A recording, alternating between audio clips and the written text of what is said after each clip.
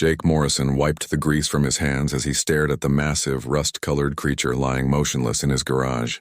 3 weeks had passed since his eccentric Uncle Sal died, leaving behind nothing but debts and this bizarre alien pet that looked like someone had crossbred a dragon with a construction vehicle. The thing was enormous, easily the size of a small truck with metallic scales that seemed to shift between bronze and steel depending on the light. Its face was permanently set in what could only be described as the universe's most intimidating scowl. "Great inheritance, Uncle Sal," Jake muttered, kicking at an empty oil can, "a broke-down garage and your pet gargoyle." The creature's name was Vorthak, according to the sparse documentation Uncle Sal had left behind. The paperwork was mostly in languages Jake didn't recognize, but he'd managed to piece together that Vorthak was some kind of biomechanical hybrid from a distant star system. The alien had arrived on Earth decades ago as part of an interstellar exchange program that had quietly ended when humanity proved too primitive to participate meaningfully. Jake had been struggling to keep Uncle Sal's auto repair shop running, even before inheriting a 2-ton alien appetite. Business was slow in this part of Detroit, and most customers took one look at Vorthak and decided their cars could wait another day for repairs.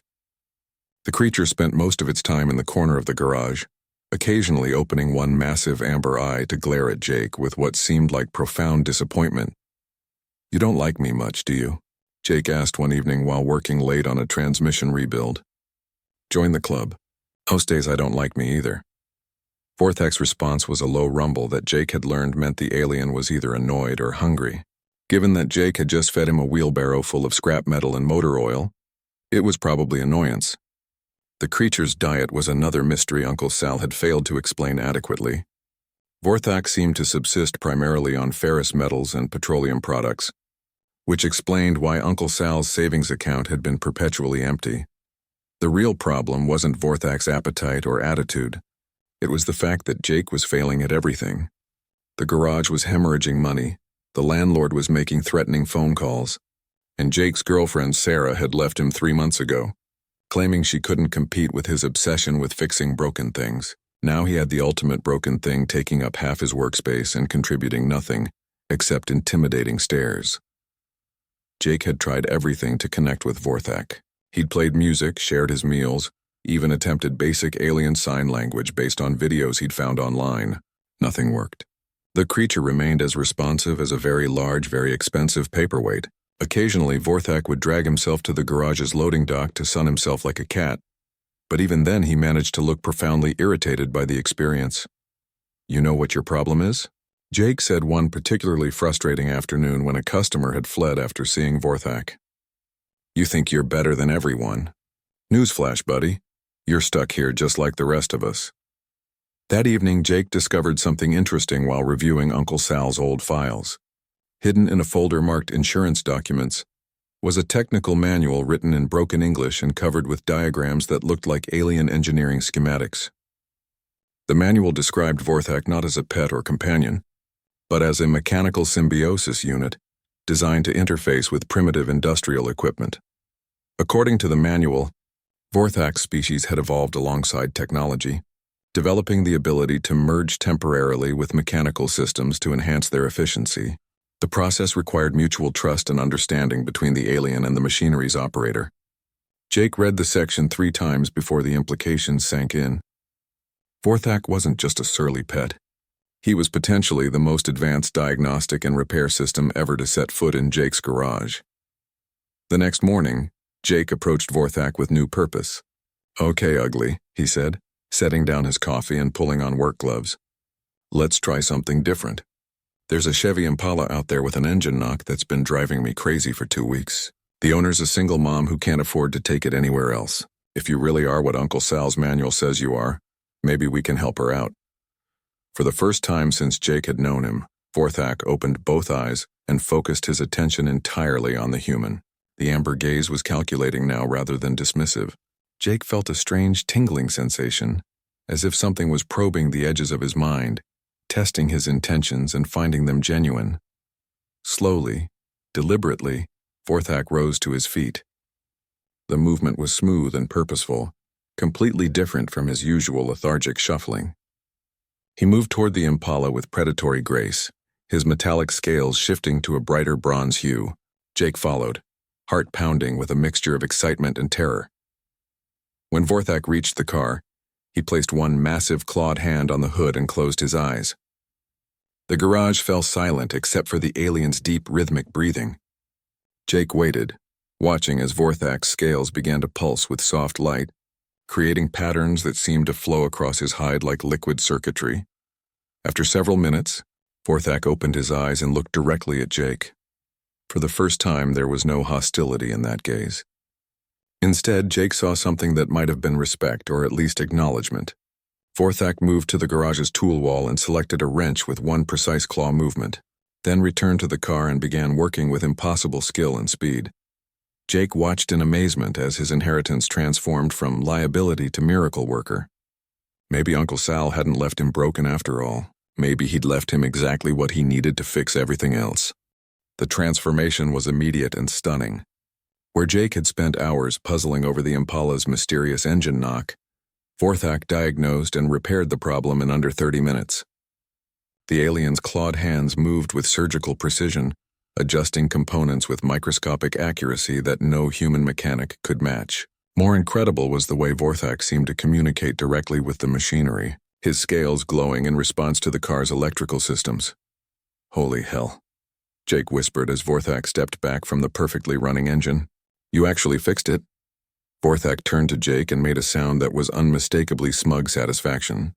The alien's previously permanent scowl had softened into something that might generously be called neutral disapproval instead of outright hostility. Progress, Jake decided.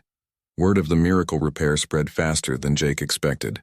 Within a week, customers who had previously avoided the garage were lining up with their most challenging mechanical problems. A city bus with a transmission issue that 3 other shops had declared hopeless. A classic Mustang with electrical problems that had stumped experts for months. A semi-truck with an engine so complex its own manufacturer couldn't figure out what was wrong. Vorthak solved them all with increasing enthusiasm. The alien seemed to genuinely enjoy the challenge of difficult repairs, approaching each new problem like a puzzle worth solving. Jake found himself learning more about automotive mechanics in days than he had in years of formal training. Vorthak's methods were unlike anything in textbooks, incorporating principles that seemed to blend mechanical engineering with something approaching magic. The partnership developed its own rhythm. Jake handled customer relations and basic maintenance while Vorthak tackled the impossible cases. Communication between them evolved from mutual tolerance to genuine cooperation. Vorthak began responding to Jake's questions with elaborate gestures and demonstrations, teaching him alien repair techniques that no human had ever learned. "You're enjoying this, aren't you?" Jake asked one evening after they'd successfully rebuilt a motorcycle engine that had been declared scrap metal. "All that sulking was just because you were bored." Vorthak's response was a throaty chuckle that sounded like distant thunder. The alien had developed a sense of humor, though it tended toward mechanical pranks. Jake had learned to check his tools carefully after Vorthak had improved his wrench set by somehow making them magnetically responsive to his thoughts. Business boomed as their reputation spread throughout the city. Jake hired 2 assistants and expanded the garage's operating hours. More importantly, he began to understand that Vorthak's abilities extended far beyond simple mechanical repair. The alien possessed an intuitive understanding of engineering principles that humanity was still discovering. His diagnostic capabilities could identify problems that wouldn't manifest for months, preventing breakdowns before they happened. The breakthrough came when a representative from Ford's experimental engineering division arrived with a prototype electric vehicle that had been stumping their best engineers. The car worked perfectly in controlled environments but failed unpredictably under real-world conditions. 3 other consulting firms had declared the problem unsolvable without extensive redesign. Jake watched nervously as Vorthak approached the sleek prototype. This wasn't just another repair job. If they succeeded, it could legitimize their operation and attract attention from major manufacturers. If they failed, word would spread that the alien mechanic was just a lucky amateur. Vorthak spent longer examining this vehicle than any previous project. He circled the car multiple times, occasionally pressing his palm against different panels and closing his eyes to concentrate. His scales cycled through colors Jake had never seen before, shifting from bronze to silver to deep blue as he processed information. Finally, Vorthak began to work, but his approach was completely different from previous repairs. Instead of using tools, he placed both hands directly on the car's central computer system. His scales flared brilliant white, and Jake could hear electrical humming that seemed to harmonize with the prototype's systems. What happened next changed everything. Vorthak didn't just repair the electric vehicle's programming errors. He optimized its entire operational framework, rewriting the control software to eliminate inefficiencies that human programmers hadn't even recognized. When he finished, the prototype didn't just work correctly. It performed 30% better than its original specifications. The Ford engineers were speechless. Jake watched their expressions shift from skepticism to amazement, to something approaching religious awe as they ran diagnostic after diagnostic, trying to understand what Vorthak had accomplished. "This is impossible," the lead engineer whispered, staring at the readouts. "The efficiency improvements alone represent years of research. How did he identify optimization opportunities we completely missed?" Jake looked at Vorthak, who was now sprawled in his favorite corner, looking insufferably pleased with himself. The alien had just demonstrated capabilities that transcended simple mechanical repair. He wasn't just fixing human technology. He was improving it in ways that revealed the primitive nature of humanity's current understanding. "I think," Jake said slowly, "we're going to need a bigger garage."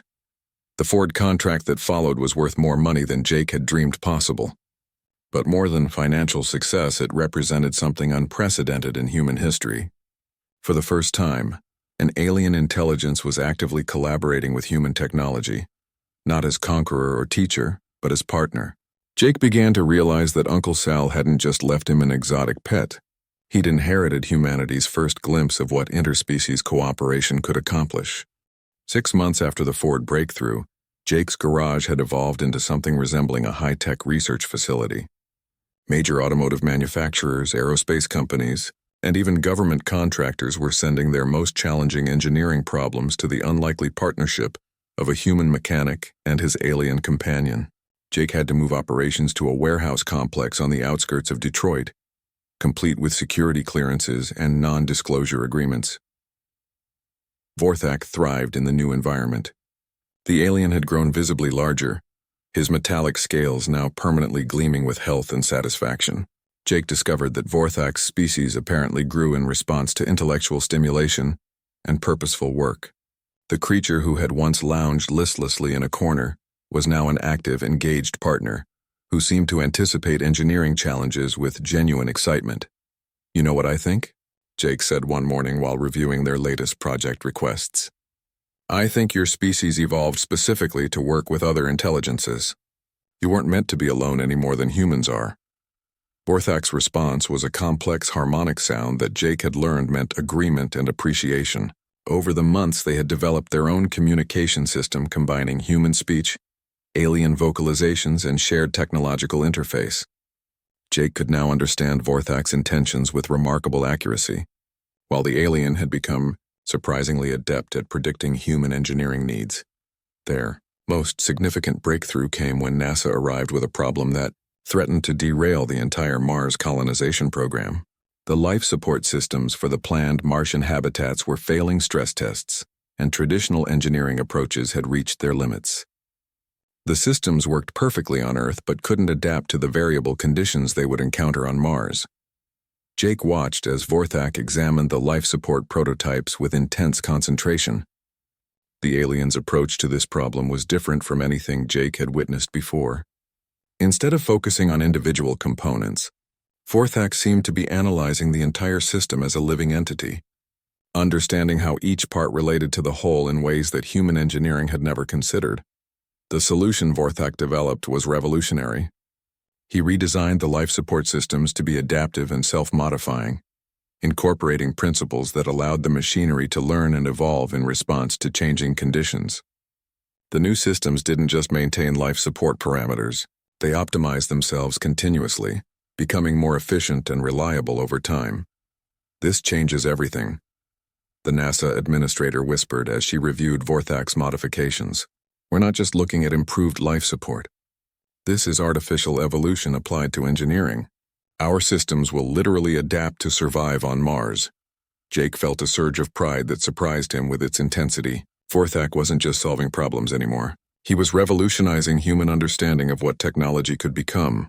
The aliens' contributions were accelerating human advancement in ways that would have taken decades or centuries to achieve independently.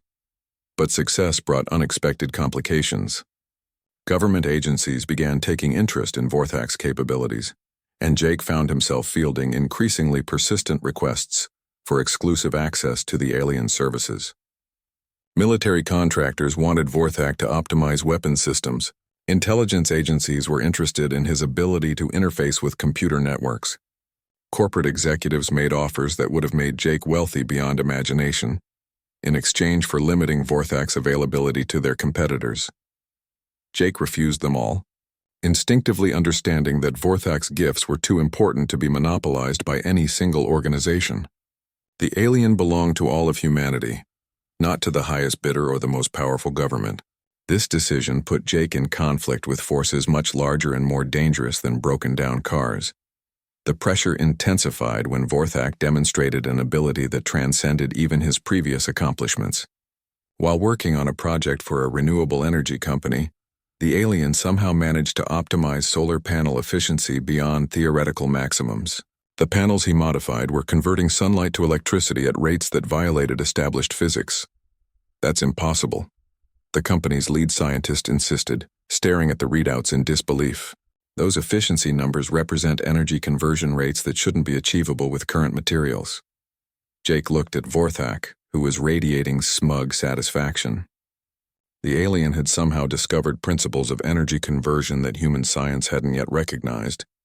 It was becoming clear that Vorthak's species possessed understanding of universal laws that humanity was only beginning to glimpse. The breakthrough attracted attention from unexpected quarters.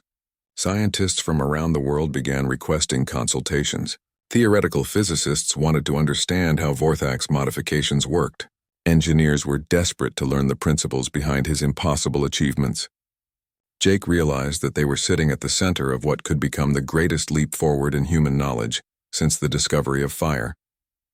But with great knowledge came great danger.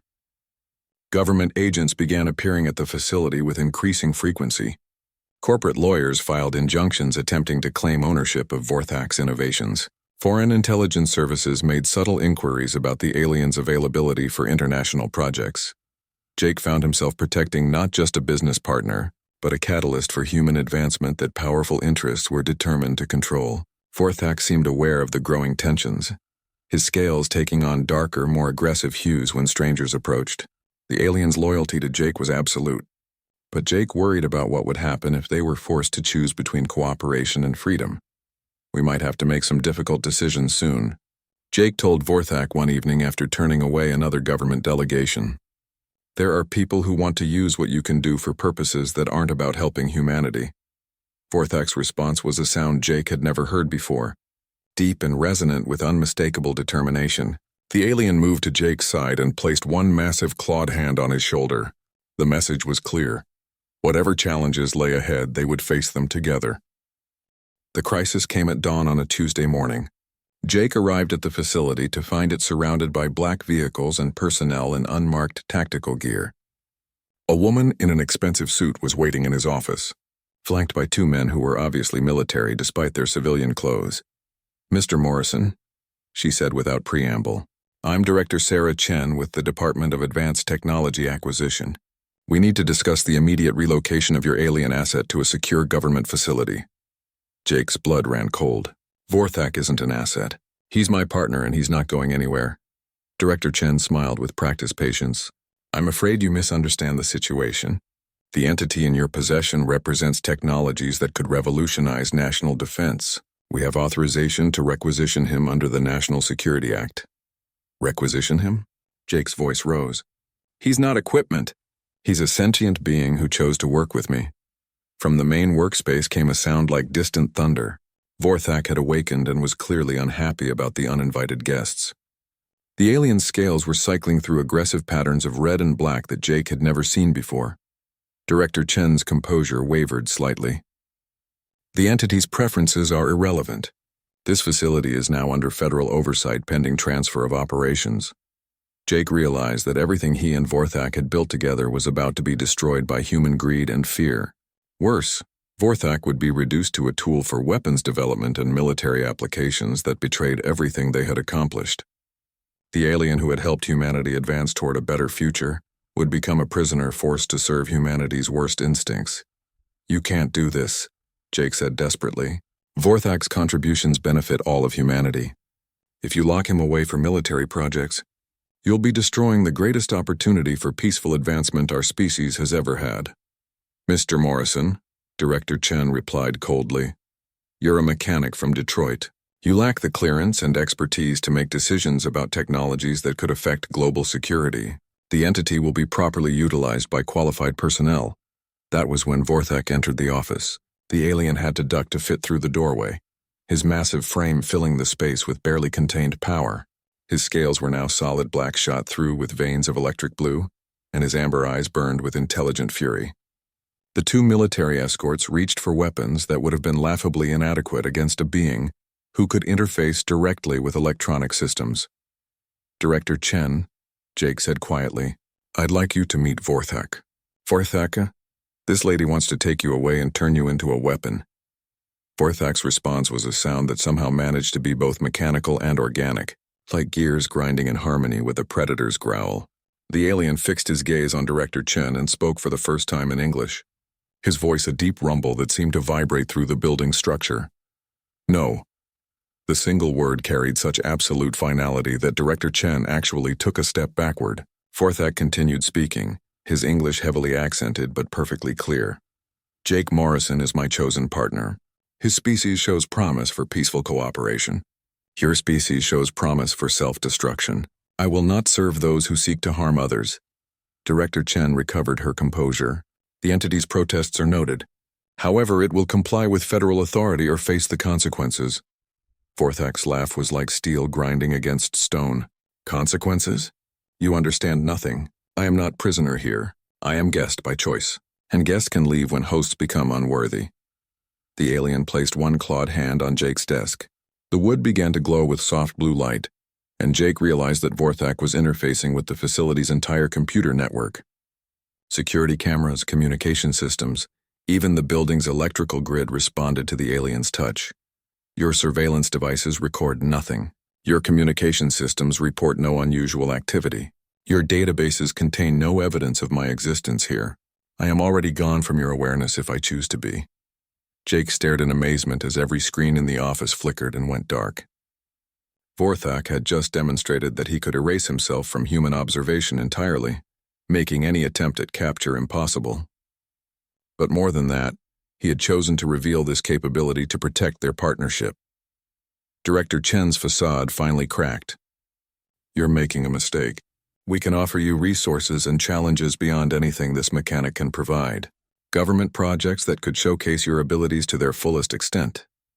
Vorthak turned to Jake, and his expression softened back to familiar warmth. Jake Morrison asked for nothing but partnership. He offered trust when others offered only fear. He seeks to build rather than destroy. These are qualities my people value. The alien faced Director Chen again, his scales now shifting to protective silver. "I have observed your species for decades. Some humans, like Jake, represent your potential for growth and cooperation. Others, like yourself, represent your tendency toward exploitation and violence. I choose to work with the first and resist the second." "This isn't over," Director Chen warned as her team prepared to leave. "There are legal mechanisms that will compel cooperation." "Legal mechanisms," Vorthak repeated thoughtfully. "Yes, your species is fond of rules that serve power rather than justice. But you forget that I understand your technology better than you do. Your legal systems, your surveillance networks, your attempts at coercion, all depend on machines that recognize me as their superior." As the government team departed, Jake felt a mixture of relief and apprehension.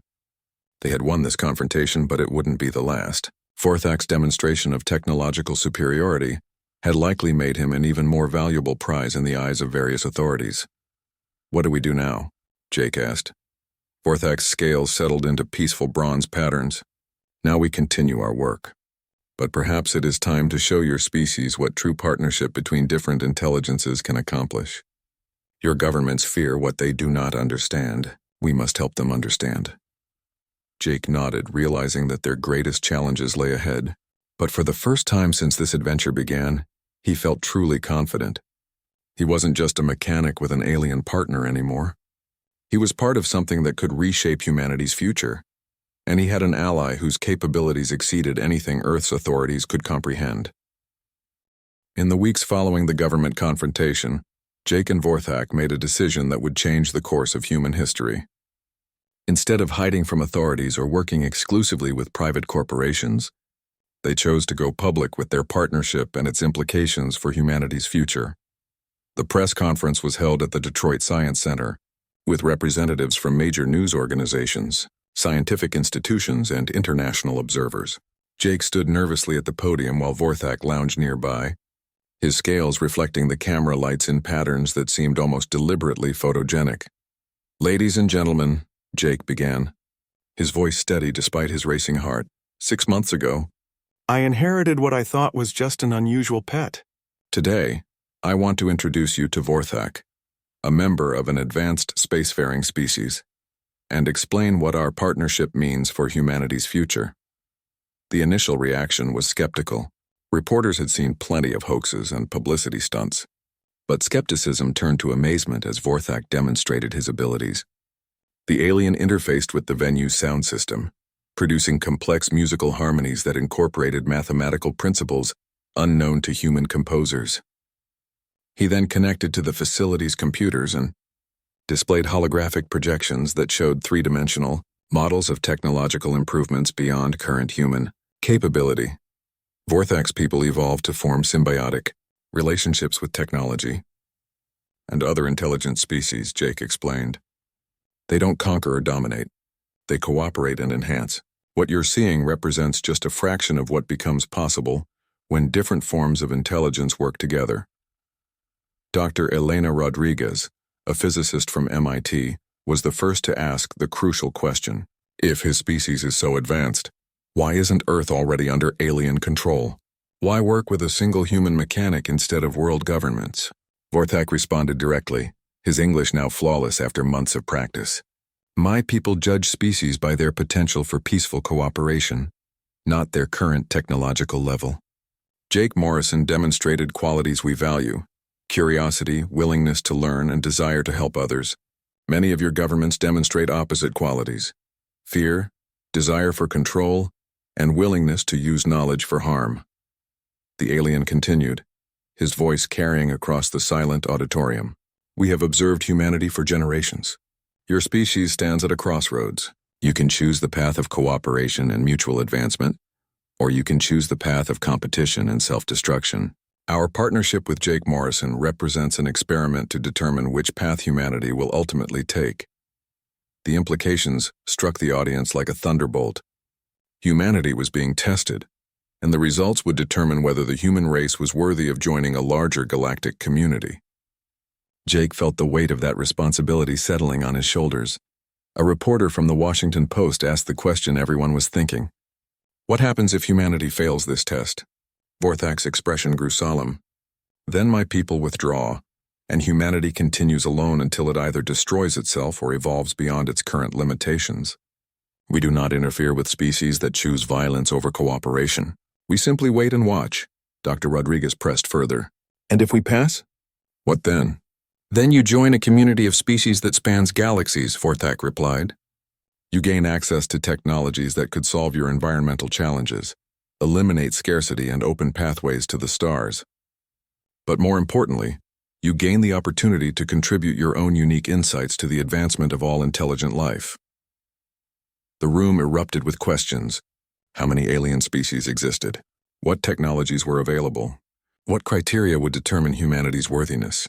Vorthak answered with patient thoroughness, painting a picture of a universe teeming with intelligent life, all connected through voluntary cooperation and mutual support. Jake watched the faces in the audience shift from skepticism to wonder to determination. He could see the moment when the significance truly hit them. Humanity wasn't alone in the universe, and they had been granted an unprecedented opportunity to prove themselves worthy of cosmic citizenship. But the most important moment came when a young student, asked a simple question that cut to the heart of everything. "Mr. Morrison, why you? What made an alien choose to work with a mechanic from Detroit instead of scientists or world leaders?" Jake thought carefully before answering. "I think it's because I didn't try to control him or use him for my own purposes. I just treated him like a partner and tried to understand what he needed." Vorthak's people don't seem to be impressed by power or status. They care about character and intentions. Vorthak's scales brightened to warm gold, his equivalent of a smile. Jake Morrison asked only for friendship and offered trust without conditions. He sought to build rather than acquire. These are the qualities that indicate a species' readiness for larger community. The alien addressed the audience directly. "Your species has great potential. You create art that moves souls across species barriers. You show courage in the face of impossible challenges. You demonstrate loyalty that transcends self-interest. But you also show fear that breeds hatred, competition that prevents cooperation, and pride that refuses wisdom. The choice of which aspects define your future belongs to you." As the press conference concluded, Jake realized that everything had changed. They were no longer just partners in a Detroit garage. They had become symbols of humanity's potential and ambassadors for a future that stretched beyond the stars. Within hours, the story had spread across every news network on Earth. World leaders called emergency sessions. Scientists demanded access to Vorthak's knowledge. Religious leaders debated the theological implications of cosmic citizenship. But most importantly, ordinary people began asking themselves what kind of species they wanted humanity to become. Jake looked at Vorthak as they returned to their facility, now surrounded by crowds of curious onlookers and enthusiastic supporters. "No pressure, right?" he said with nervous laughter. Vorthak's response was the harmonic sound Jake had learned meant affectionate amusement. "Pressure creates diamonds, my friend, and your species has shown it can shine brilliantly when properly motivated." The test of humanity had begun, and the whole world was watching. The revelation that humanity was being evaluated for cosmic citizenship triggered reactions across the globe that revealed the true complexity of human nature.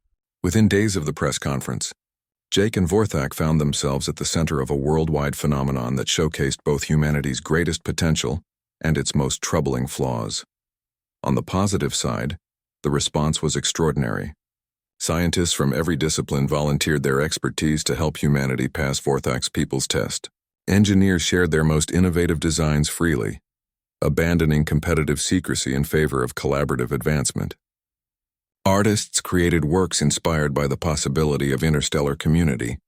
Children sent drawings to Vorthak, depicting humans and aliens working together among the stars. Jake watched with amazement as their facility became the hub of an unprecedented global cooperation effort. Researchers from formerly competing corporations worked side by side. Nations that had been adversaries shared technological breakthroughs. The facility's communication systems carried conversations between scientists in languages from every continent, all focused on demonstrating humanity's worthiness. "This is incredible," Jake told Vorthak as they reviewed applications from volunteers wanting to help their mission. "I've never seen people work together like this. It's like the whole species suddenly remembered we're all on the same team." Vorthak's scales showed pleased satisfaction, but his expression remained cautious. "Many of your people respond well when shown a worthy goal.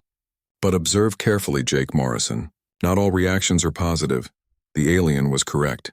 The announcement had also triggered humanity's darker impulses. Government agencies around the world demanded exclusive access to alien technology for military purposes. Religious extremists declared Vorthak's presence a sign of impending apocalypse. Conspiracy theorists claimed the entire partnership was a hoax designed to establish world government. Most disturbing were the attempts to capture or control Vorthak. 3 separate incidents involved armed groups trying to infiltrate the facility.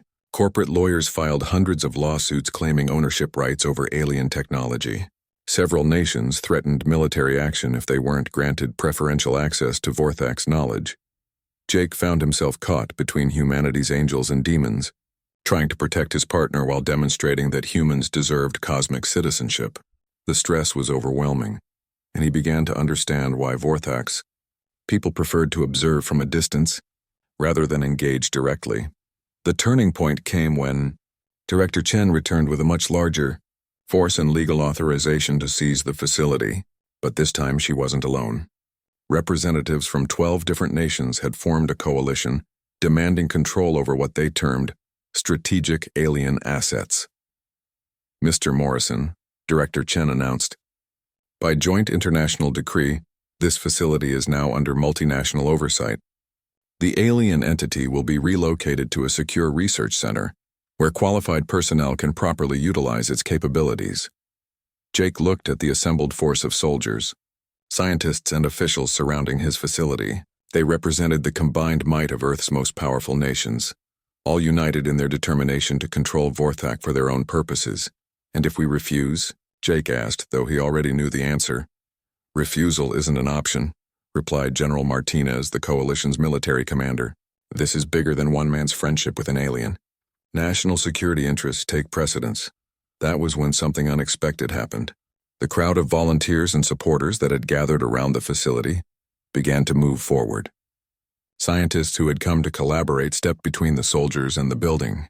Engineers formed human chains blocking access routes. Artists began singing songs of peace and cooperation. Dr. Elena Rodriguez, who had become one of Jake's strongest advocates, addressed the coalition directly. "You're making a terrible mistake. Vorthak chose Jake Morrison precisely because he represents humanity's cooperative instincts, rather than our competitive ones. If you take him by force, you'll prove that we've failed the test." "This is a matter of global security," Director Chen replied coldly. "Individual preferences are irrelevant." "No," said a clear voice that resonated with inhuman harmonics. Vorthak emerged from the facility, his massive frame radiating calm authority. "Individual choices are exactly what this test measures. Your species' worthiness depends not on your technology or power, but on how you treat those who offer friendship." The alien addressed the coalition with patient sadness. "You demand control over gifts that can only be shared freely. You seek to weaponize knowledge meant for healing. You threaten violence to achieve cooperation. These actions demonstrate exactly why your species remains isolated." General Martinez stepped forward, his hand resting on his weapon. "The alien will comply with lawful authority or face the consequences of resistance." Vorthak's scales shifted to deep crimson, a color Jake had never seen before. When the alien spoke, his voice carried undertones that seemed to resonate in everyone's bones. "General Martinez, you misunderstand your situation. I am not your prisoner to command. I am your judge to satisfy." The alien raised one clawed hand and every electronic device within a mile radius began to respond. Military communications went silent. Weapon systems powered down. Vehicle engines stopped running. The coalition's technological advantage vanished as Vorthak demonstrated his complete mastery over human machinery. "Your weapons cannot harm me," Vorthak continued calmly. "Your surveillance cannot track me. Your authority cannot compel me. I remain here by choice, working with Jake Morrison because he represents what your species could become. You represent what it currently is." Dr. Rodriguez seized the moment. "Don't you see? This is exactly the test.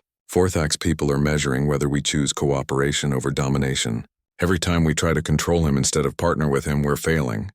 The standoff might have continued indefinitely, but it was broken by an unexpected voice. Sarah Chen, Director Chen's teenage daughter, pushed through the crowd and approached Vorthak directly. "Are you really going to judge all of humanity based on what these politicians do?" she asked. "What about people like Dr. Rodriguez or the scientists who came here to help? Or my generation who just want to see the stars?" Vorthak's scales shifted to thoughtful blue as he studied the young woman. "You speak wisdom, young human. My people do not judge species by their leaders alone, but by their potential as demonstrated by all individuals." The alien turned to address the entire crowd, his voice carrying clearly across the area. 3 years had passed since the global referendum, and Jake Morrison stood in the observation deck of humanity's first orbital manufacturing station, watching Earth turn slowly beneath them. The station itself was a marvel of human-alien cooperation, its design incorporating both human engineering principles and Vorthak's advanced technological insights. More importantly, it represented everything humanity had accomplished when they chose to work together, rather than against each other. Vorthak floated nearby in the low-gravity environment, his scales now permanently bright silver with veins of gold. Colors Jake had learned indicated deep contentment and pride. The alien had grown again over the years, not just in size but in apparent complexity. His biomechanical nature seemed to evolve in response to the challenges he encountered and the partnerships he formed. The first harvest ships should return next week, Jake reported, reviewing the latest communications from the asteroid mining operations. The asteroid belt extraction programs are exceeding all projections. We'll have enough rare earth elements to upgrade infrastructure across 6 continents. What they had built exceeded even Jake's most optimistic dreams. The global cooperation that began with Vorthak's test had evolved into a new paradigm for human civilization. Nations still existed, but they functioned more like cooperative departments in a planetary organization dedicated to advancement and exploration. War hadn't been eliminated, but conflicts were resolved through mediation and resource sharing rather than violence. The technological advances were breathtaking. Clean energy systems based on Vorthak's optimizations had eliminated fossil fuel dependence within 2 years. Medical advances incorporating alien biotechnology had extended human lifespan and eliminated most genetic diseases. Agricultural improvements had ended hunger while beginning to heal environmental damage from previous centuries. But the most significant change was cultural. Humanity had begun to think of itself as a species rather than a collection of competing tribes. The shared goal of proving worthy of cosmic citizenship had unified human efforts in unprecedented ways. Children grew up learning cooperation alongside competition, understanding that their individual success was meaningless if their species failed. "Your people have exceeded my expectations," Vorthak admitted as they watched cargo ships departing for Mars, where humanity's first interplanetary colony was thriving. "When I first agreed to partner with you, I calculated only a 30% probability of species-wide cooperation." Jake laughed, remembering the sullen creature who had once glared at him from the corner of a Detroit garage. "I had even lower expectations. I thought I was inheriting Uncle Sal's expensive pet, not humanity's gateway to the stars." The transformation hadn't been without challenges. Some nations had initially resisted the cooperative framework, preferring traditional competitive approaches. Religious and cultural conflicts had required careful navigation. Economic systems had to be completely restructured to accommodate post-scarcity abundance. But each challenge had been met with increasingly sophisticated solutions, developed through human-alien collaboration. The real breakthrough had come when Vorthak revealed the true nature of his species' test. It wasn't just about demonstrating worthiness for cosmic citizenship. It was about proving that humanity possessed the wisdom to handle the responsibilities that came with advanced technology and interstellar community membership. "My people learned long ago that technological advancement without ethical development leads to self-destruction," Vorthak had explained during one of their many conversations about galactic history. "We've watched promising species develop incredible capabilities only to use them for mutual annihilation. Your test was not just about cooperation, but about growth." That growth was evident everywhere Jake looked. Humans were not just more technologically advanced than they had been 3 years earlier. They were more thoughtful, more compassionate, more willing to consider long-term consequences of their actions.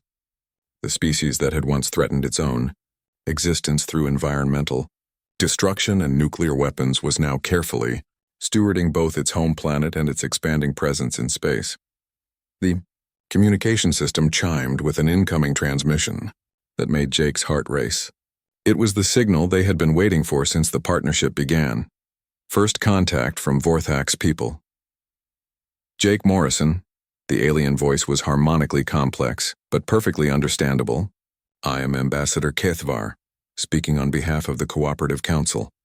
We have observed your species' development with great interest." Jake looked at Vorthak, who nodded encouragingly. This was the moment that would determine whether humanity's test had been successful. "Ambassador Kethvar," Jake replied formally. "Humanity is honored by your contact and grateful for the guidance your representative has provided. Vorthak reports that your species has demonstrated remarkable adaptability and wisdom.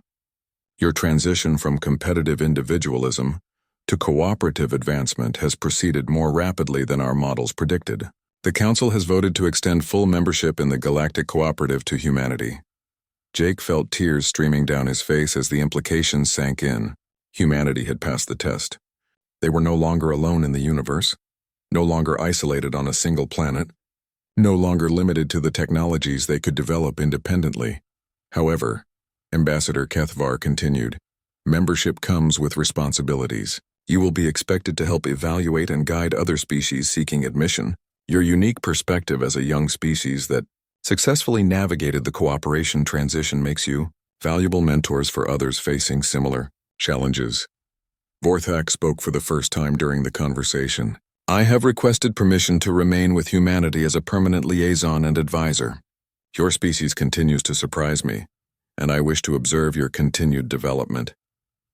Jake looked at his partner, the alien who had transformed from sullen inheritance to humanity's greatest teacher. You want to stay? Vorthak's scales brightened to brilliant gold.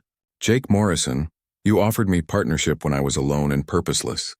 You helped me discover my own potential while revealing your species' greatness. Why would I leave when the most interesting part of your development lies ahead?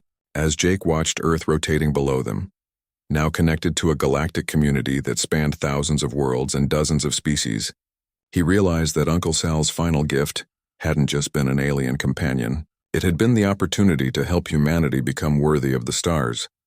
So what's next? Jake asked, overwhelmed by the possibilities stretching ahead. Next, Vorthak replied with the harmonic sound that meant anticipation and joy. We help humanity learn to be good neighbors in a very large neighborhood.